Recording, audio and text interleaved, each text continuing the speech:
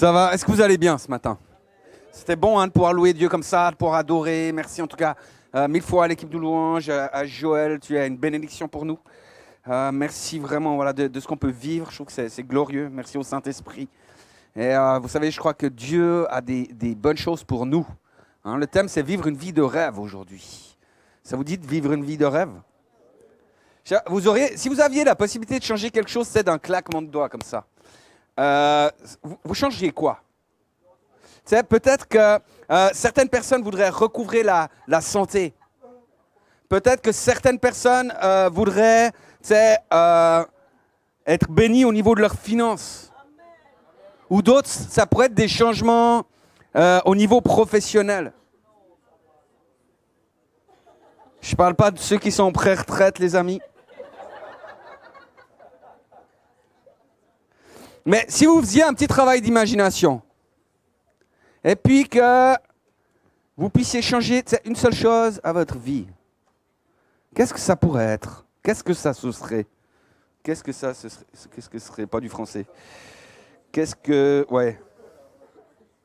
Moi, je suis persuadé, si on faisait un sondage ce matin, je suis persuadé d'une chose, c'est que la plupart d'entre nous diraient, il y a une chose que je veux changer, une chose que je ferais que je vivrais différemment, ou voilà. Tu sais, moi par exemple, je dis, si je peux avoir 10 cm de plus. Moi, je changerais deux choses en fait. Je changerais, tu sais, je m'ajouterais 10 cm et je me ferais un petit peu moins beau. Et vous savez, c'est pas tous les jours facile, hein. Et non, mais je plaisante, évidemment. C'est pratique d'être petit. Voilà. Mais sérieusement, combien de fois on entend des trucs du style « Ah, si j'avais plus d'argent, je ferais ça. Si j'avais un mari, une femme, je pourrais faire ça. Si j'avais... » Tu sais, et en fait, on se projette tous une vie de rêve. Mais la réalité, on sait que, en fait, même si, en fait, c'est pas vrai. On sait que c'est pas vrai. On sait que si, eh ben, c'est pas vrai. C'est vrai ou c'est pas vrai? Alors ce matin, voilà, on va pas parler de ça. Donc voilà, on reprend à zéro. Ce matin, on va parler des rêves, mais on va parler des rêves qu'on fait quand on dort. Est-ce que vous passez des bonnes nuits? Ça va? Moi, je dois vous dire que je suis un homme béni. Je dors comme un bébé. Mais ça n'a pas été toujours le cas. Parce que, tu sais, de manière naturelle, moi, je suis quelqu'un qui a le sommeil agité. Quand j'étais petit et puis jeune, j'étais somnambule. Un jour, mes parents, tu sais, ma mère, elle entendait du bruit dans ma chambre. J'étais en train d'ouvrir la porte-fenêtre du balcon. Donc ils ont été contents de pouvoir me rattraper.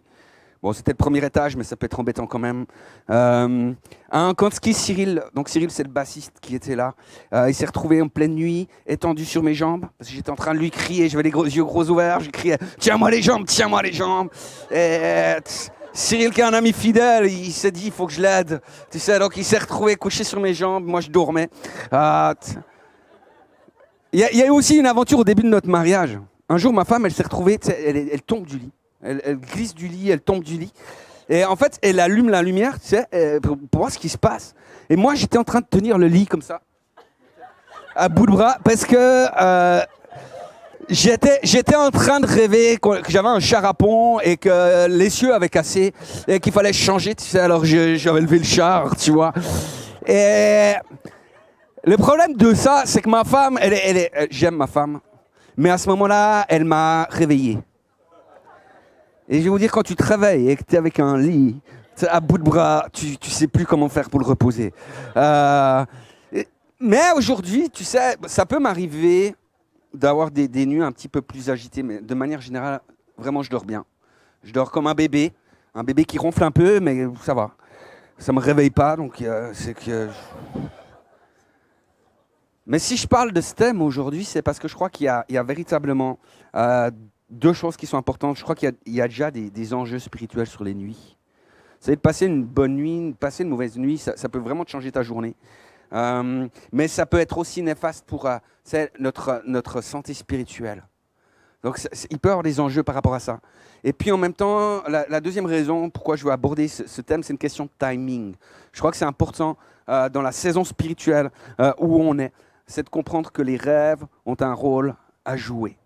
La semaine passée, on célébrait la Pentecôte. Et la Bible nous dit que les 120 disciples, ils étaient réunis dans la chambre haute. Le Saint-Esprit descend sur eux. Ça fait, voilà, il y a un bruit assourdissant qui se passe à ce moment-là, qui fait que les gens à l'extérieur commencent à courir près de la chambre haute. Et en fait, on sait qu'il y avait plus de 3000 personnes qui sont venues. Donc il y avait du monde quand même. Et les disciples, là, ils se mettent à parler en langue. Ils sortent de la maison, puis les gens qui les voient, ils se disent, attends, les gars, ils sont défoncés, tu vois. Et la réalité, c'est que Paul, Paul, il vient plus tard. Pierre va leur dire, non, mais écoutez les gars, c'est 9h du matin. Donc on n'est pas ivre. C'est pas une heure buvable. Dans le canton de Vaud, une heure buvable, c'est à partir de 2 chiffres.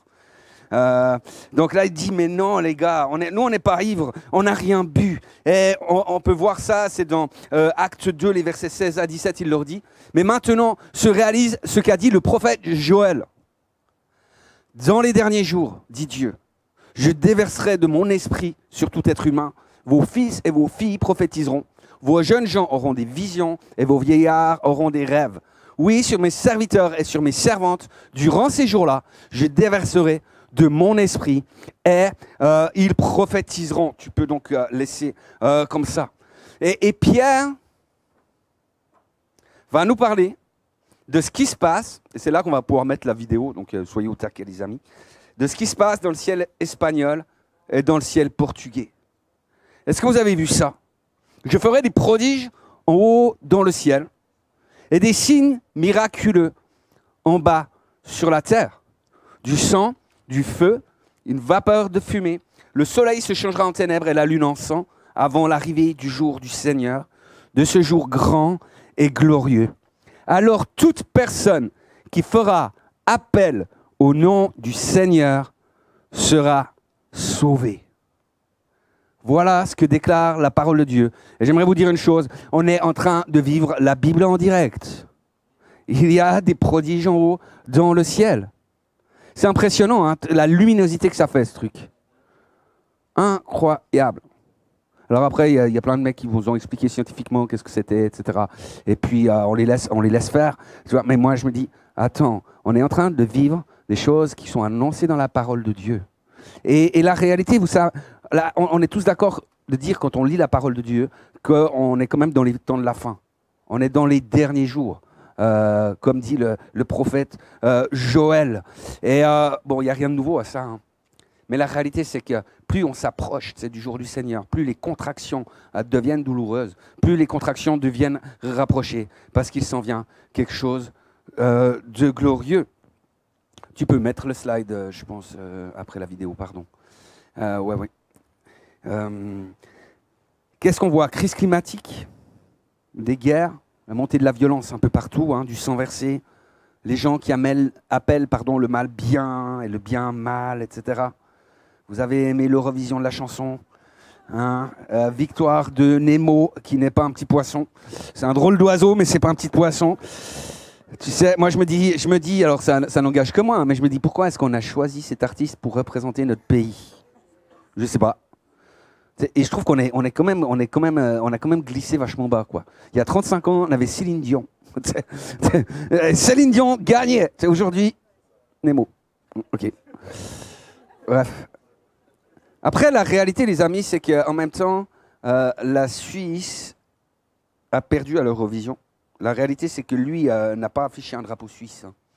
Il a affiché un drapeau de la communauté, je ne sais plus laquelle. Mais bref, donc c'était pas le drapeau suisse, donc c'est pas nous qui avons gagné.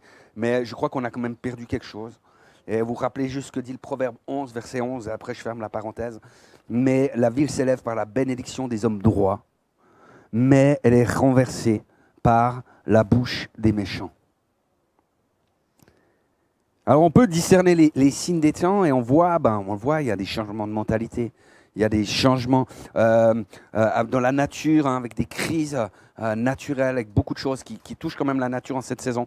Il y a les guerres, il y a plus, voilà. Et on peut discerner les temps vraiment avec toutes ces choses, à quelque part, toutes ces crises, tous ces signes un peu négatifs. Et en même temps, on peut discerner les signes des temps avec ce qui se passe dans l'Église. Et ça, c'est important. Pourquoi? Parce que Joël, ce qu'il va souligner, Joël, c'est quoi? C'est que dans ce temps-là, il y aura le baptême du Saint-Esprit. Il y aura la prophétie qui est libérée. Vos fils, vos filles prophétiseront. Et puis, il y a donc les rêves et les visions qui font partie des signes que Dieu donne à la fin des temps. Je devrais entendre des amen à ça. D'accord? Parce que les visions, les rêves, c'est ce qu'on a lu. Ils seront manifestés avec puissance. Amen. Ça va pour tout le monde? Si tu peux mettre le slide suivant. Ça va pour vous? Bon, magnifique. J'aimerais faire un petit sondage. Qui c'est qui a déjà eu ce qu'on pourrait appeler des songes, des rêves prophétiques, des rêves inspirés par le Saint-Esprit? Qui c'est qui a déjà eu ça au milieu de nous? Et puis, dans ceux qui ont la main levée, s'il vous plaît, qui c'est à qui c'est arrivé dans les derniers 6 mois? Ok, merci, merci. Vous savez, les rêves, en fait, ils vont provenir de 3 sources différentes. Tu peux mettre le slide suivant. Ça vient de notre âme, ça peut venir du diable ou ça peut venir de Dieu. Alors, je suis conscient que là, j'apporte pas grand-chose de nouveau. Hein. Il n'y a pas une révélation de fou. Vous dites, bon, jusque-là, ça va, je maîtrise le sujet. Mais je crois que c'est important de pouvoir se rappeler de ces réalités, surtout au moment, tu sais, où tu veux commencer à interpréter ce que tu reçois. Tu veux essayer de comprendre. Et c'est bon de pouvoir définir, mais d'où vient ce rêve? Est-ce que c'est vraiment un rêve de Dieu? Est-ce que c'est mon âme qui parle? Qu'est-ce qu'il y a derrière? Et puis, c'est important. Alors, la première chose que j'aimerais qu'on puisse voir, tu peux mettre le suivant, c'est que le rêve peut venir de nous-mêmes, hein, de notre âme, en fait. Et puis, il y a plein de choses qu'on peut dire sur le rêve au niveau physique. On a plusieurs cycles de sommeil. Et en général, on en compte de 4 à 6 chez l'adulte par nuit. On ne dirait pas, on bosse. Un cycle dure en général 90 minutes ou 90 minutes pour les Belges et comporte 3 phases principales. Il y a le sommeil léger, hein, c'est une phase où on peut se réveiller facilement. Il y a le sommeil profond, où on se réveille difficilement, puis vraiment notre corps se régénère à ce moment-là. Et il y a le sommeil paradoxal, et c'est la période en fait où on dort. D'accord? Et des études, c'est hyper intéressant, où l'on rêve. C'est bien, je voulais voir si vous suiviez. J'aurais dû faire prof, moi. Tu sais, j'ai toutes les astuces. Des études ont révélé que le cortex préfrontal, qui nous permet de prendre des décisions logiques, est inactif durant le sommeil paradoxal. Et contrairement au cortex visuel associatif, alors si vous ne retenez pas les termes, on s'en fout, hein, ce n'est pas le but. Mais ce qu'il faut comprendre, c'est que c'est intéressant parce que notre cortex préfrontal, le truc, il devient inactif. C'est là où tu prends les décisions. C'est inactif pendant ce sommeil paradoxal. Au contraire, tu sais, de ce cortex visuel, en fait, c'est un producteur d'images qui, lui, va s'emballer pendant le sommeil paradoxal. Et puis, avec encore l'amygdale et le cortex singulaire qui sont chargés de nos émotions. Et puis là, c'est 30% plus actif en sommeil paradoxal qu'en période d'éveil. Donc, il y a vraiment quelque chose, il y a toute une réalité qui se passe dans notre cerveau lorsqu'on est dans ce sommeil paradoxal. Et pourquoi je vous raconte ça? Parce que quelque part, on va dire, mais c'est pas très biblique ton truc. Nos rêves vont découler aussi de nos pensées. D'accord? C'est-à-dire, il y a la machine, elle se met en marche. D'accord? Donc, elle fonctionne. Et lorsqu'on est préoccupé par des choses, lorsqu'on est inquiet, qu'on est attristé, qu'on est blessé, ce qu'on va nourrir au niveau de nos pensées va se manifester, très certainement en tout cas se manifester également dans nos rêves. Et il y a des gens qui parfois ont de la peine à se défaire de l'idée, tu sais qu'il y a un rêve qui contient par exemple des événements chrétiens ou des choses de la parole de Dieu pour être un rêve qui est uniquement de leur âme. Tout de suite, ils pensent que c'est des rêves inspirés, des choses comme ça, que ça vient obligatoirement de Dieu. Mais imaginons une situation, par exemple. Imaginons une personne qui est en difficulté dans une église. Tu sais qu'il y a des problèmes avec les frères et sœurs, c'est pas toujours évident. Problème avec le pasteur, parce que c'est pourtant évident, mais voilà. Cette personne va aller dormir. Si ça se trouve, pendant son sommeil, elle va rêver que le pasteur, avec les frères et sœurs, vont s'unir contre lui, qu'ils vont, etc. Tu vois. Et là, tout d'un coup, la personne se réveille en sursaut, et elle va dire, là, Dieu m'a parlé dans le rêve. Cette église est en danger pour moi, etc. Parce qu'elle va nourrir des choses comme ça. Et c'est difficile à ce moment-là de dire, mais est-ce que c'est Dieu qui lui a parlé pour l'avertir? Ou est-ce que ce rêve révèle l'état de son âme? Comment tu fais? En même temps, honnêtement, moi je pense que si Dieu nous charge du ministère de la réconciliation, je pense que ça m'étonne qu'il donne des rêves où il y a juste des divisions, où il y a juste qui va révéler que les problèmes, etc., des choses de chagrin ou comme ça, sans possibilité de réconciliation, justement. Bon, on est sur un exemple, là, donc on ne va pas non plus palabrer pendant des heures. Hein, voilà. Ça ne vous est jamais arrivé de rêver contre votre pasteur, évidemment. Mais rappelons-nous ce que la Bible nous dit, et puis là on peut afficher Ecclésiaste 5, verset 3, où il est écrit « Si les songes naissent de la multitude des occupations, la voix de l'insensé se fait entendre de la multitude des paroles. » Donc les songes naissent de la multitude des occupations.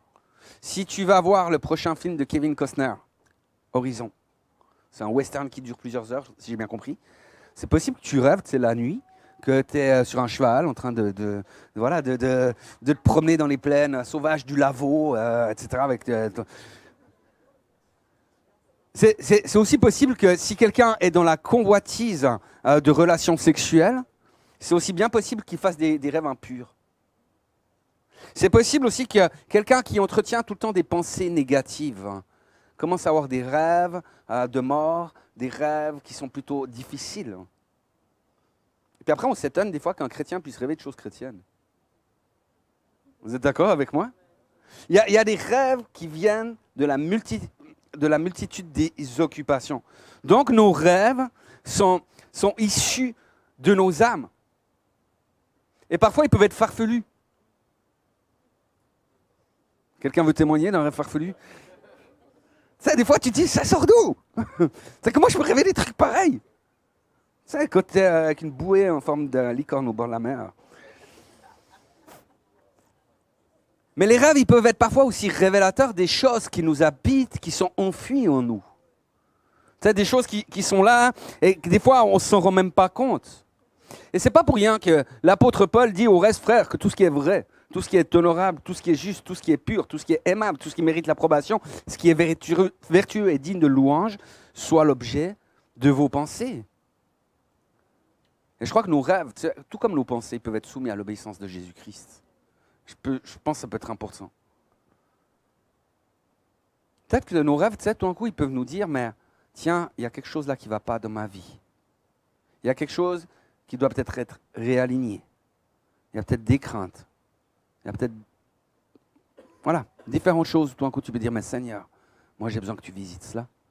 J'ai besoin que tu changes cette réalité-là. Amen. Ça va jusque-là? On va prendre le point suivant. C'est que le rêve peut venir du diable. Et on va afficher Deutéronome 13, les versets 1 à 6. Voilà, peut-être, verset 2 du coup. Ouais. Non? Il n'y a pas un truc où c'est « vous obéirez » Hein, pas ça. Je vous le lis. Tu regardes si tu le retrouves en même temps. Ok, ça marche? J'ai peut-être sauté, c'est peut-être moi qui ai sauté un machin. Hein. Tu m'en veux pas. Alors, Deutéronome 13, versets 1 à 6.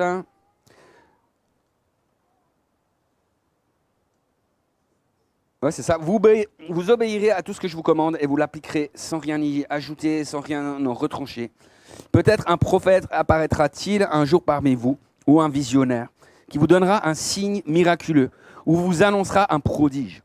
Si le signe ou le prodige annoncé s'accomplit, et s'il vous dit « Allons suivre d'autres dieux que vous ne connaissez pas, et rendons-leur un culte », vous n'écouterez pas les paroles de ce prophète ou de ce visionnaire, car l'Éternel, votre Dieu, se servira de lui pour vous mettre à l'épreuve, afin de voir si vous l'aimez réellement de tout votre cœur et de tout votre être. Merci, tu as retrouvé, c'est génial. Tu peux l'enlever. Donc, de toute manière, un rêve qui va à l'encontre de la parole de Dieu, ce n'est pas un rêve qui vient de Dieu. C'est simple, hein. Si un rêve amène une division dans notre cœur, que ce soit face à nous-mêmes, que ce soit face à notre conjoint ou face à l'Église, ce n'est pas un rêve qui vient de Dieu. Le principe est fondé, je pense qu'on est tous d'accord. Et j'aimerais juste qu'on puisse voir quelques points dans ce paragraphe. La première chose, j'aimerais qu'on puisse parler, ça va être bref, hein, je fais des points, des rêves prémonitoires. Vous avez déjà entendu parler de ça? La différence entre un rêve prémonitoire et un rêve prophétique, c'est tout simple. C'est qu'un rêve prophétique, il vient de Dieu. Et un rêve, il vient de Dieu.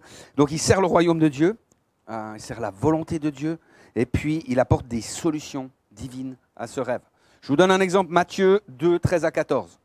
Voici un ange du Seigneur apparu en songe à Joseph et dit, lève-toi, prends le petit enfant et sa mère, fuis en Égypte et reste-y jusqu'à ce que je te parle, car Hérode cherchera le petit enfant pour le faire périr. Joseph se leva, prit la nuit le petit enfant et sa mère et sortira en Égypte. Il y a une réalité, il y a une situation, il y a Dieu qui parle, qui donne une solution, il dit vas-y, fais ça. Et Joseph obéit, et la gloire de Dieu est manifeste dans la vie. Un rêve prémonitoire, il vient du diable. Et vraiment, il sert le royaume des ténèbres, il divise, il fait mal, il n'y a aucune solution qui est apportée à ça. Je vous donne un témoignage par rapport à ça, il y a des années de cela. Des amis ont eu un bébé. Et moi, durant la nuit, je fais un rêve que ce bébé meurt. Le lendemain, je reçois un téléphone. Le bébé ne va pas bien.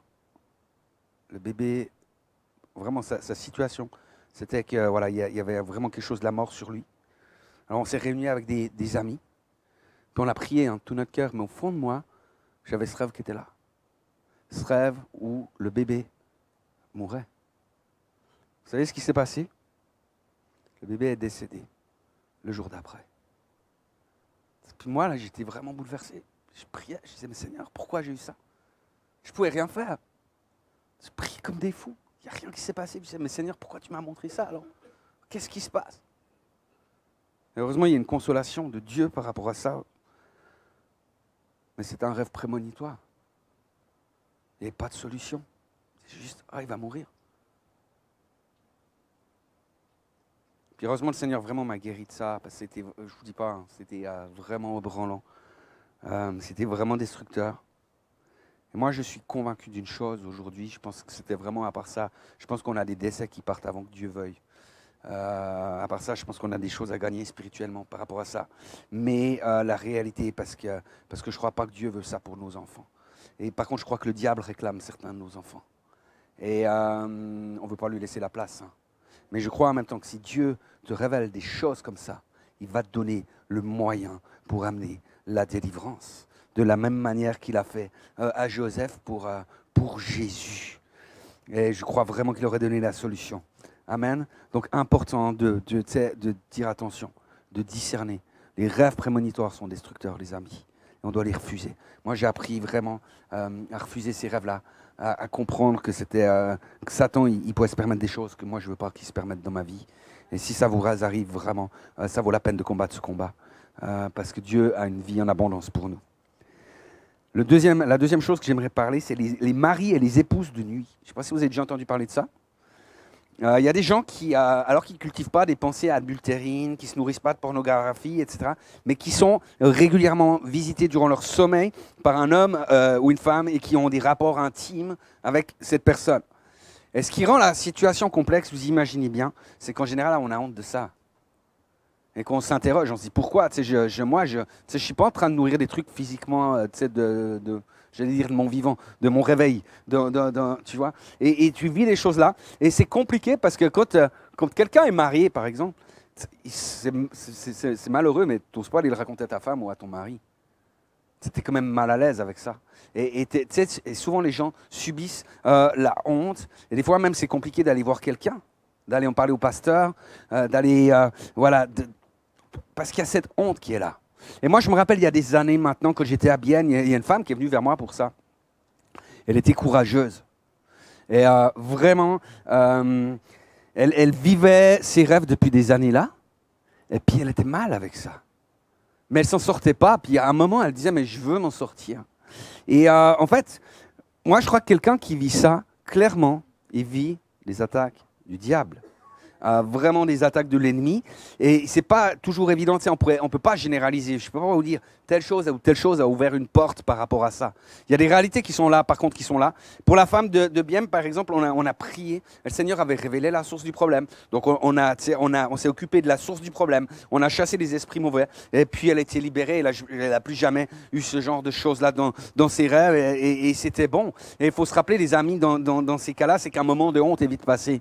Quand la délivrance est derrière, tu sais, c'est plus glorieux. Et il y a des fois où mieux vaut faire le pas de plus et se dire, wow, je veux vivre quelque chose. Mais si ça vous arrive, si ça arrive à quelqu'un ici, si ça arrive à quelqu'un aussi en ligne, je n'hésite pas à le dire, ne restez pas seul avec ce problème. Parce qu'il y a des esprits où une autodélivrance n'est pas suffisante. Et notamment pour les esprits d'immoralité sexuelle. Ça se passe jamais, franchement, ça se passe jamais que cet esprit fout le camp. Ça revient, il y a toujours des choses qui se passent, ça peut être compliqué. Pourquoi? Parce que c'est des esprits, tu sais, c'est comme pour le tribunal. Il y a besoin de témoins, d'hommes rachetés, de femmes rachetées par Jésus-Christ, qui soient témoins avec toi de ce que le Seigneur a fait pour ta vie. Et puis l'ennemi, il fuit sans problème, mais c'est important. La Bible nous dit dans Jacques 5,16, hein, confessez vos péchés les uns aux autres, et priez les uns pour les autres afin que vous soyez guéris. Il y a des choses qui se passent avec cette puissance-là. Amen, ça va toujours? Parlez encore des liens d'âme. Vous connaissez cette chose-là, les liens d'âme? Les liens d'âme, ils viennent à cause de la source, c'est souvent au travers des relations sexuelles, ou bien de promesses qui sont faites à quelqu'un. C'est que ça crée comme une alliance. Et on peut se retrouver avec plusieurs ou un ou plusieurs liens d'âme. Donc ces liens d'âme, c'est vraiment des liens spirituels qui relient deux personnes entre elles. Et comme je disais, à cause de relations sexuelles ou à cause d'alliances, etc. Donc les liens d'âme que tu crées avec ton époux, ton épouse, c'est normal. La Bible dit, hein, ainsi ils ne sont plus deux et ils vont former qu'une seule chair. Ils sont liés. Vous comprenez ça? Par contre, quand tu as des liens d'âme qui sont créés avec d'autres personnes, ça peut être problématique. Et notamment si tu es lié à une personne que tu ne vis pas avec, ou plus avec. C'est compliqué pour ta construction personnelle, et c'est compliqué pour la construction d'une vie de couple, qu'elle soit présente ou à construire. Hein, parce qu'il y a toujours quelqu'un d'autre qui est dans la relation. Donc ça, c'est pas top. Moi, je connais la situation d'un homme, par exemple, qui n'avait pas fait le deuil de son épouse. Et puis, elle était décédée. Hein. Et puis, finalement, en fait, il était toujours lié à quelque part à sa première épouse. Il s'est remarié. Ben, je veux dire que le couple suivant, il n'a pas marché. Hein. Il n'y avait pas que ça. Il y a eu d'autres choses. Mais les bases, elles étaient déjà mauvaises. Et c'est compliqué d'aller plus loin. Donc, ça peut arriver aussi, évidemment, suite à un divorce, où il n'y a pas les étapes du deuil qui sont vécues. Et les liens d'âme, ils vont se manifester de plusieurs manières. Hein. On ne se donne plus le droit au bonheur, il peut y avoir les pensées obsessionnelles. Il y a aussi l'idée dans ces pensées obsessionnelles, par exemple, tu vas dans un endroit, puis tu es tout le temps en train de te dire « Ah, mais ça, avec cette personne-là, j'ai été... Ah, puis là, etc. » Et puis, c'est des choses qui se manifestent comme ça. Il y a une attirance qui peut persister, il peut y avoir des relations toxiques, destructrices qu'on n'arrive pas à se défaire, etc., etc. Et si j'en parle dans ce message, c'est pourquoi? C'est parce que l'un des facteurs comment on dit ça? L'un des facteurs où les liens d'âme peuvent être révélés, c'est justement les rêves. Je vous donne un exemple il y a bien des années. Donc, il y a bien des années, hein, je le dis bien. Mais je rêvais tout le temps d'une ex que j'avais eue. Je n'avais pas eu de relation sexuelle avec, mais je pense que je m'étais lié par des paroles, je m'étais projeté dans le mariage, donc je m'étais lié dans les choses. Tu sais, moi je suis un mec fleur bleue, tu vois. Voilà. Donc c'est tout de suite... ouais, bref. On s'en fout. Donc, je rêvais souvent de cette fille. Alors, je ne rêvais pas de manière impure. Ça, c'était une bonne chose. Mais, j'ai plus envie de rêver d'elle. Je voulais passer à autre chose. Et j'ai compris qu'il y avait un lien d'âme par rapport à cela. Et là, par contre, alors je suis convaincu d'une chose, c'est que l'autodélivrance est suffisante, est possible. En tout cas, moi, je l'ai vécu. Après, pour des gens, si ça ne suffit pas, voilà, on peut se faire aider, bien évidemment. Mais c'est des choses qu'on peut régler nous-mêmes. Et j'aimerais, par ma bonté, vraiment vous donner des principes pour pouvoir prier et être libéré de ces liens d'âme-là. Et on peut les afficher volontiers. Ça doit être le slide suivant, si je ne m'abuse. La première chose, c'est de pouvoir se placer sous le sang de Jésus. Après, c'est de pouvoir demander pardon pour toutes les dérives, pour les paroles, pour voilà, les relations sexuelles qui ont été faites avec la personne. Et c'est important de pouvoir la nommer. Troisièmement, c'est de pouvoir renoncer à la relation. Et dire, je ne veux plus retourner avec la personne. Et vraiment de pouvoir briser les paroles. Dites, c'est mentionner les engagements pris, de pouvoir les dénoncer à la croix, les renoncer, jeter, brûler par exemple tous les objets qui ont été donnés comme cadeaux, des choses comme ça. C'est vraiment de manière à dire, mais je ne veux plus avoir de lien, je suis passé à autre chose. C'est de pouvoir prendre autorité dans le nom de Jésus, de couper tous les liens d'âme qui peuvent exister et de déclarer que vous êtes séparés physiquement, émotionnellement et spirituellement. Et je ne veux plus penser à la personne, ni rêver d'elle, etc. Et puis demander à Dieu qu'il purifie et restaure le cœur, les pensées, les émotions, qu'il renouvelle les rêves et libère le cœur pour son futur conjoint.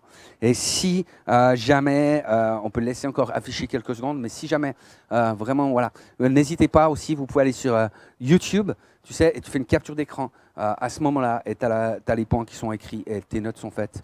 Et puis, voilà, ça peut vous aider. Donc voilà, est-ce que ça vous parle, ce genre de choses? Ça va? Ça peut être utile? Ça peut être utile pour d'autres aussi, mais voilà, n'hésitons pas parce que Dieu veut que nous soyons libres. Alléluia? Yes. J'aimerais faire encore une petite parenthèse, si vous le permettez. J'aimerais parler des attrape-rêves. Connaissez ça? Les dream catchers. Tu peux mettre le slide suivant. En fait, c'est un objet qui est hyper déco aujourd'hui, c'est hyper à la mode de nouveau. Mais il y a une réelle signification spirituelle à cet objet. En fait, à la base, c'est un objet indien. Ils proviennent de tribus comme les Ojibwés. Je cherchais pour vous les Lakota. Et on trouvait aussi ça chez les Sioux, qu'on connaît un peu mieux. Et puis, chez les Sioux. Et puis, la légende raconte en fait qu'une femme araignée appelée Asibikashi, en fait, tissait une toile géante au-dessus des enfants pour les protéger contre les mauvais rêves. Et chaque nuit, la toile d'araignée, c'est au milieu du cercle magique, emprisonnait les mauvais rêves et les mauvais esprits avant qu'ils ne se glissent dans l'esprit du dormeur, et ce jusqu'à ce que le soleil se lève. Au premier du rayon du soleil, les mauvais rêves commençaient à brûler et à s'évaporer au fur et à mesure que le capteur en fait, reçoit cette lumière du jour. Donc les attrape-rêves sont généralement placés dans les fenêtres ou au-dessus des lits, ce qui permet aux bons rêves de s'écouler le long des plumes vers le dormeur. Donc un attrape-rêve, en fait, c'est essentiellement destiné à manipuler le monde des esprits. Alors ma prière, si vous possédez ce genre d'objet, c'est que le Saint-Esprit vous enseigne là-dessus. Parce que vous allez toujours trouver des gens qui vont vous dire que, comme pour la viande sacrifiée aux idoles, c'est pas grave. On sait qu'il n'y a pas d'autre Dieu, puis du moment qu'on est chrétien, on risque rien, parce que voilà, on est en Christ. Alors moi, je vous dis juste ma position. Après, on peut passer à autre chose, d'accord? Mais la Bible dit, tout m'est permis, mais tout n'est pas utile. Je suis conscient, moi, qu'il y a un monde spirituel, que Satan existe, qu'il y a des anges déchus, qu'il y a des démons, des principautés et des autorités démoniaques qui existent. C'est la Bible qui le dit. Donc, plutôt que de trouver des excuses pour défendre un objet, tout ce qu'il peut représenter, etc., moi, je préfère me séparer de ce genre de choses. Parce que je sais ce que la Bible va enseigner par rapport à la voyance, et par rapport à la magie, à la divination, etc. Vous pouvez lire dans Deutéronome 18, versets 10 à 20, si jamais. Donc, moi, je préfère imiter la foi des chrétiens d'Éphèse. Acte 19, 19, un certain nombre de ceux qui avaient exercé les arts magiques, ayant apporté leurs livres, les brûlèrent devant tout le monde. On en a estimé la valeur à 50 000 pièces d'argent. Et on peut continuer avec le verset 20, il dit « C'est ainsi que la parole du Seigneur croissait en puissance et en force. » Donc moi, dans ma maison, je préfère que la parole du Seigneur croisse en puissance et en force, les amis. Tu sais, après, si vous êtes convaincus que ce que je dis n'a pas de sens, restez convaincus. Que Dieu vous bénisse, je ne vais pas me battre contre vous. Si ça vous pose des questions, demandez au Saint-Esprit. Et puis moi, j'ai un principe aussi que je trouve très très bon, c'est dans le doute, abstiens-toi. Je ferme la parenthèse, on passe au point suivant, parce que les rêves peuvent venir du Seigneur, et ça, c'est bien beaucoup plus glorieux, et c'est vraiment bon. Vous savez, il y en a qui ont déjà lu la Bible ici? Amen. On a presque eu un 100%. Je suis content de voir qu'il y a des nouveaux parmi nous qui ne lisent pas la Bible. Soyez les bienvenus.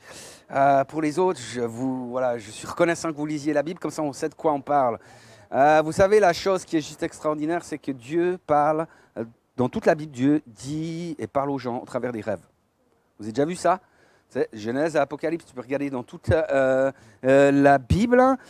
Et je crois qu'on doit prendre les rêves au sérieux, tout en sachant évidemment que nos rêves, c'est comme la prophétie. On doit prendre la prophétie au sérieux, puis en même temps, on doit la soumettre à la parole de Dieu, on doit la soumettre aux apôtres, aux prophètes, mais on la prend au sérieux. Donc là, nos rêves ne sont pas parole de Dieu, ils doivent être soumis à la parole de Dieu, mais ils doivent être sérieux. Alors, on se rappelle d'une chose, c'est que le livre de l'Apocalypse, un livre entier qui s'appelle en fait Révélation, si on prend la vraie traduction du grec, le livre de la Révélation, qui est en fait une vision qu'a reçue l'apôtre Jean. Donc on est quand même dans quelque chose, tu sais, d'important. Dieu est esprit, et nous sommes créés à l'image de Dieu. D'accord? Esprit, âme et corps. Et qu'est-ce qu'on sait sur Dieu? C'est qu'il ne sommeille ni ne dort. Celui qui garde Israël. Et ce qui veut dire que nos esprits ne dorment pas. Dieu nous parle dans notre esprit. Notre esprit ne dorme pas. Et comme notre cortex préfrontal est inactif pendant le sommeil paradoxal, ça fait que tu peux arrêter de contrarier Dieu quand il te parle. Tu peux enfin l'écouter. Tu n'essayes pas de rationaliser ce que tu reçois. Tu sais, et ça, c'est hyper bon. En tout cas, moi, je me dis, c'est hyper bon. Des fois, on est tellement des carcans évangéliques, tu sais, suisses, et plein de choses qui font qui on est, quoi, finalement, et puis c'est aussi bon. Mais on a tellement de trucs qui nous bloquent que là, tu dis, enfin, Dieu peut me parler et je me tais. C'est glorieux, ça. Amen. Amen. Donc, moi, j'ai envie que Dieu vienne me parler dans mes rêves. Je ne sais pas pour vous, d'accord? Mais on ne va pas pouvoir forcer les rêves. On ne va pas pouvoir forcer Dieu à nous parler dans nos rêves, mais je crois véritablement qu'on peut préparer le chemin du Seigneur. Et avant de dormir, tu sais, on peut faire une chose qui est toute simple, c'est dire au Seigneur, parle-moi. Parle, Seigneur, ton serviteur écoute. Et tu sais, trop souvent, il y a trop de chrétiens qui négligent la prière avant de dormir. Qui c'est qui prie avant de dormir ici? Alors, ceux qui ne prient pas, venez témoigner pourquoi. Non mais je crois que c'est une chose qui est simple. C'est une chose qu'on fait avec les enfants en général. Et c'est important. Et je crois que c'est une chose qui est simple et qu'on doit garder. Moi, j'aimais beaucoup, tu sais, le pasteur Yon Kisho. Il disait que chaque nuit et chaque matin, il chassait les mauvais esprits. Parce qu'il se rendait compte d'une chose, c'est que le monde spirituel existe. Il se rendait compte que notre vie, que notre ministère, est beaucoup trop précieux pour qu'on fasse ça à la légère. Et je crois que c'est important. Vous savez qu'en moyenne, on se souvient de 20 à 30% de nos rêves. Ça, c'est en moyenne. Il y a des gens qui disent « Oh, je sais beaucoup moins. » Et c'est peu. Mais c'est une chose, c'est quand le Seigneur nous parle dans nos rêves, en général, on s'en rappelle. Et moi, j'aimerais juste, ce matin, pouvoir donner encore quelques clés d'interprétation. Ce n'est pas un mode d'emploi, c'est des clés. Et là, je ne vais pas faire de slide, donc n'hésitez pas à prendre des notes. Mais je pense que c'est important parce que, vous savez, des fois, on fait des rêves, c'est hyper clair. Tu rêves, Cyril. Non, c'était là. Cyril, prends Laura pour femme. Et elle a dit, alléluia, il obéit et tout ça. Donc là, il y a des fois des choses, elles sont très très claires, il n'y a pas de souci. Puis des fois, on s'en souvient beaucoup moins. On a des bribes, on a des trucs, c'est pas cohérent, on ne comprend pas, etc. Mais on sait qu'il y a quelque chose qui se passe. Et le conseil que moi j'aimerais vous donner, c'est simplement, tu sais, c'est d'avoir un carnet. De pouvoir noter la date du matin où tu te réveilles, etc. Puis sans interpréter, juste écrire ce que tu reçois. Si tu reçois des images, si tu reçois un truc clair, de pouvoir juste noter les choses de manière à ne pas les oublier. Et à partir de là, tu sais, c'est aussi de voir quel est ton état d'âme. Comment tu te sens au réveil? Tu sais, parce que tout d'un coup, tu peux être attristé, tu peux être en joie, tu peux avoir un fardeau d'intercession. Tout d'un coup, tu te dis, purée, là, il y a un truc qu'il faut que je prie. Tu sais, ou bien, alors, tout d'un coup, il y a un sentiment d'urgence, etc. Et je pense que ça peut être bien aussi, c'est de noter, tu sais, s'il y a des symboles, des éléments bibliques que tu reçois, de pouvoir juste les noter. Il y avait une colombe, où il y a du pain qui est rompu, ou le lion, l'agneau, les sauterelles, il pourrait y avoir plein de choses, les 7 vaches maigres, les 7 vaches grasses, etc. Mais de noter les premières choses qui viennent, sans interpréter, juste noter. Après, si tu dois aller au boulot, va au boulot. Et puis autrement, tu sais, si tu as le temps, à ce moment-là, ok, on se met devant Dieu, on veut commencer à interpréter, on veut commencer à comprendre ce qui se passe. Et je pense que la première chose qu'il faut enlever quand on fait un rêve, c'est tout le sentiment d'urgence, à quelque part. C'est dans le cas où on a un rêve prophétique, même s'il y a un sentiment d'urgence en nous, c'est comme si Dieu ne s'attend pas à toi pour sauver la planète à toi tout seul. Et Dieu est bien plus grand. Tu sais que les réalités que nous on vit ou qu'on comprend, il est bien plus grand que ça. Donc on peut se détendre, etc. S'il y a vraiment ce sentiment d'urgence, ça veut dire peut-être intercède, c'est prie, c'est dépose les choses et puis vraiment mêler sous le sang de l'agneau, etc. Mais Dieu ne va pas nous donner des solutions qui sont insolubles. Il ne va pas nous donner des choses que derrière, il n'y a pas de possibilité. Dans 1 Corinthiens 10, 13, il est écrit « Aucune tentation ne vous est survenue qui n'ait été humaine. Et Dieu qui est fidèle ne permettra pas que vous soyez tentés au-delà de vos forces, mais avec la tentation, il préparera aussi le moyen de s'en sortir. Afin que vous puissiez la supporter. » Et moi, je crois que quand il donne un rêve prophétique, je vous l'ai déjà dit, mais je crois qu'il donne aussi la solution. Il donne le moyen de s'en sortir. Ce n'est pas des pièges qu'il met sur nos vies. Quelqu'un devrait dire Amen à cela. Et puis évidemment, donc, après c'est prier, c'est vraiment placer les choses sous le sang de l'agneau, je le répète, c'est important. Amener ses pensées captives à l'obéissance de Jésus-Christ, fermer la porte au royaume des ténèbres, demander la sagesse à Dieu. Il y a trop peu de chrétiens qui demandent la sagesse à Dieu. Voilà, on se croit tous sages, mais demandons cette sagesse qui nous renouvelle, demandons au Saint-Esprit qui nous révèle quel est le rêve. Après, tu prends ta Bible, t'évites d'aller sur Google. Tu sais, la plupart des gens, notre réflexe pour tous, tu as un truc qui arrive, tu vas sur Google voir ce que ça signifie. Deux choses. Soit tu vas trouver la révélation pour un autre, soit c'est le diable qui va te parler. Prends la Bible. La Bible nous dit que le Saint-Esprit va nous enseigner toutes choses. Prends la Bible. Et je vais dire une phrase qui va vous choquer. Mais dans la Bible, Dieu n'a jamais eu besoin de Google pour se révéler. Et ça fait des millénaires qu'il se révèle à l'humanité, tu sais, qu'il parle aux gens. Et il n'a jamais utilisé Google, je vous le promets. D'accord, utilisons Google à bon escient. Amen, c'est important. Mais vous savez, en fait, des fois, nous, on est dans nos carcans, aussi dans nos pensées. Tu sais, Dieu, il peut nous parler en plusieurs épisodes, en plusieurs nuits. Il peut te donner un bout du rêve un jour, tu sais, 2 semaines après la suite du rêve ou je ne sais quoi. Il peut utiliser un frère dans l'assemblée tout d'un coup pour te donner une partie de la révélation ou te donner quelque chose. Il peut utiliser des paroles prophétiques, il peut utiliser une prédication. Dieu n'est pas limité avec ça. D'accord ? Donc Dieu est créatif, Dieu est bon, Dieu est extraordinaire. Donc ça vaut la peine. Après aussi, on peut en parler, on peut aller vers les apôtres, les prophètes dans la maison. Et j'aimerais vous dire une chose par rapport à ça. Vous savez, un enfant immature, un bébé, par exemple. Un bébé, il a besoin de ses parents pour toute chose. Jusque-là, ça va? On est tous d'accord? Vous saurez, bébé, il a besoin de vous, au début en tout cas. Donc, tu sais, un bébé spirituel, c'est pareil. Tu dois lui enseigner des choses. Il a besoin de papa, maman. Tu dois lui enseigner, tu dois pour lui apporter des choses, etc. Un enfant, un peu plus grand, c'est toujours immature. Et là, il commence à se débrouiller tout seul. Il dit, t'inquiète. T'inquiète. Puis à la fin, c'est toi qui vas rattraper les trucs. T'inquiète. Un enfant spirituel immature, c'est pareil. T'inquiète. Il veut se débrouiller tout seul. Un ado, c'est toujours immature.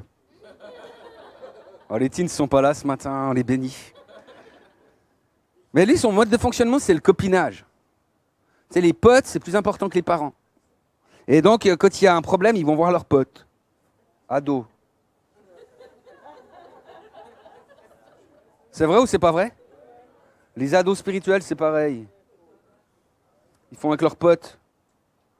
Puis après, ils te font encore des théories pour dire qu'ils ont raison. Bible en main.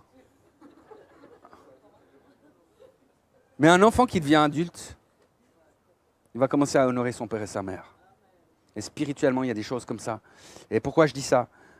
Parce que je crois que c'est important. Vous savez, on en a déjà pas mal parlé par rapport à ce que l'esprit d'adoption fait dans cette saison, qui ramène les fils et les filles à la maison, qui construit vraiment un édifice spirituel, quelque chose comme ça. Et la Bible nous dit dans Ephésiens 2, verset 20, et je crois que c'est un verset clé pour la saison. Donc je répète, vous n'avez pas écouté, Ephésiens 2, verset 20. Non mais je crois que c'est important. Vous savez, il y a un temps pour rire, il y a un temps pour écouter. Et le temps est d'écouter. Ephésiens donc 2, 20. On saura la référence par cœur, tu sais, au bout de 6 fois. Éphésiens combien?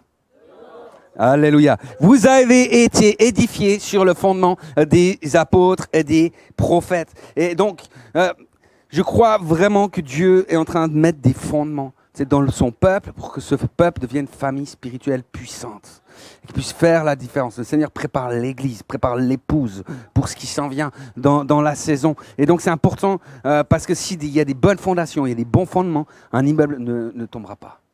Il y aura quelque chose de puissant et ça va marcher. Mais vous savez, à quelque part, des fois, nous, on est aussi des ados spirituels.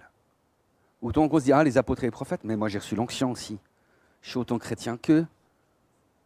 Puis mon copain qui est chrétien, il est autant chrétien qu'eux. Saül avait été un roi. Il devait attendre Samuel pour faire un sacrifice. Samuel n'arrive pas à l'heure, donc Saül décide de faire les choses lui-même. Après tout, il avait reçu l'onction de roi. Il avait été oint. Puis là, tu as Samuel qui débarque, puis lui commence à essayer de se justifier. Hein. En gros, c'est ta faute, tu avais qu'à être à l'heure. Et Samuel va lui dire, mais parce que tu n'as pas observé les commandements de Dieu, tu t'es octroyé une onction que Dieu ne t'avait pas donnée, hein, ben, le règne de ta maison ne durera pas et ta maison ne régnera pas pour toujours sur Israël. Et à la place, il va passer David, dont il y a un héritage royal qui va découler par le Messie, Jésus-Christ, fils de David. Hein. Et je crois qu'il y a un fondement et qui est important, et je crois que ce n'est pas un détail quand je parle de cela. Mais pourquoi je dis tout ça? Pourquoi je mets ça au milieu de mon message? Parce que j'y réfléchis. Hein. Je ne suis pas en train de juste défendre une cause. Je vais amener quelque chose de puissant parce que je crois que dans la fin des temps, le Seigneur va parler plus par des rêves, par des visions et par des choses. C'est pour ça que je prends ça au sérieux. 1 Samuel 28, s'il te plaît, si on peut l'afficher, les versets 6 à 7.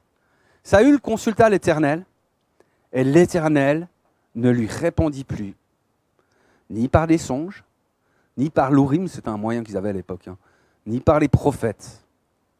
Et Saül dit à ses serviteurs, cherchez-moi une femme qui évoque les morts, j'irai la consulter. Ses serviteurs lui dirent, voici à Hébron, il y a une femme qui évoque les morts. Tout d'un coup, tu sais, il y a Dieu qui ne parle plus dans les rêves. Parce que quelque chose n'a pas été respecté. Tu peux mettre, à part ça, le slide suivant. Et je ne veux pas finir sur une note négative. Hein, parce que là, clairement, voilà.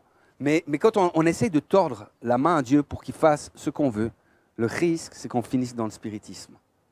Qu'on finisse dans l'idolâtrie. On glisse du prophétique à la voyance, hein, on glisse du rêve à la divination. Il peut y avoir des raisons pour lesquelles Dieu ne nous parle pas dans nos rêves ou plus dans nos rêves. Ça peut être la désobéissance, hein, comme pour Saül. Ça peut être le fait qu'on est préoccupé par notre propre royaume plutôt que par le sien. Ou simplement qu'on n'y prend pas garde. Vous savez, la Bible dit que Dieu parle tantôt d'une manière, tantôt d'une autre, mais on n'y prend pas garde.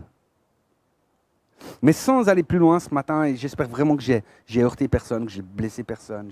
Vraiment, ce n'est pas mon cœur. Donc s'il y a quelque chose par rapport à ça que j'ai dit un peu vite, je ne sais pas quoi, venez vers moi, on prie ensemble, on discute, on s'aime, puis je vous demanderai pardon. Et on va grandir. Mais je crois que le Seigneur veut ouvrir quelque chose de nouveau dans cette saison. Et moi je me dis, mais ça vaut la peine de se poser des questions et de se positionner par rapport à Dieu. De dire, mais Seigneur, moi je veux que tu me parles dans mes rêves. Moi j'aimerais qu'il me parle dans mes rêves. Tu sais, quand je rêve que je suis en tutu, je me dis, c'est cool, mais la réalité c'est que ça apporte rien. Dans la parole de Dieu, tu vois, les gars, ils recevaient un rêve, ils se mettaient en route, ils obéissaient, et le ciel était ouvert. Moi, je veux vivre ça. Et je crois que c'est ce que Dieu veut pour ces temps de la fin des temps. Je crois que les rêves, les visions accompagnent les signes de la fin des temps, la manifestation du Saint-Esprit, le baptême du Saint-Esprit, et que c'est donc un message de saison. Simplement ce matin, moi, je vais m'arrêter. Est-ce qu'on peut se lever, on va prier ensemble. Et puis on veut se positionner en Christ. Tu sais, j'espère que vous n'êtes pas endormis. J'étais pas trop long. Et autrement, j'espère que vous avez fait de beaux rêves en tout cas. Parce que le psaume 127, verset 2 nous dit que l'Éternel en donne autant à ses bien-aimés pendant qu'ils dorment. Seigneur, on veut vivre une vie de l'esprit. On veut vivre une vie de l'esprit dans lequel les rêves font vraiment partie de notre quotidien. Et on croit que tu es celui qui donne les rêves. Et c'est pour ça qu'on veut venir vers toi aujourd'hui. Moi, je prie qu'il y ait une effusion du Saint-Esprit qui se manifeste dans l'Église dans cette saison. Que nous puissions avoir des visions nocturnes. Qu'on avoir des songes qui viennent directement de ton cœur, Père. Et merci vraiment, Seigneur. Moi, je prie pour une protection des nuits de chacun. Seigneur, je brise toute la puissance de l'ennemi sur les foyers, maintenant dans le nom de Jésus. Et je déclare que comme nos journées appartiennent à l'Éternel, nos nuits appartiennent à l'Éternel. Je brise également toute puissance mauvaise de l'esprit, toute rêve prémonitoire, toutes ces histoires de mari de nuit, de liens d'âme. Seigneur, je te prie qu'il y ait des libérations. Je te prie qu'il y ait des manifestations de ta grâce, qu'il y ait des possibilités de délivrance qui soient manifestées, Seigneur. Et qu'aucun souci, qu'aucune situation ne puisse venir voler la nuit de mes frères et mes sœurs, Jésus. Que soit seul tu puisses les réveiller, Seigneur, autrement qu'ils dorment bien. Merci, Seigneur, c'est vrai qu'on veut honorer ce canal des rêves. Dire merci parce que tu nous as créés de manière à rêver. Et c'est juste extraordinaire. Et Seigneur, qu'on puisse vraiment être de celles et ceux qui ont ce cœur ouvert, ces pensées ouvertes pour recevoir ce que tu veux donner. Restaure la culture de rêve dans nos vies, Jésus. Et montre-nous vraiment quand les rêves viennent de toi. Et apprends-nous comment on peut y obéir.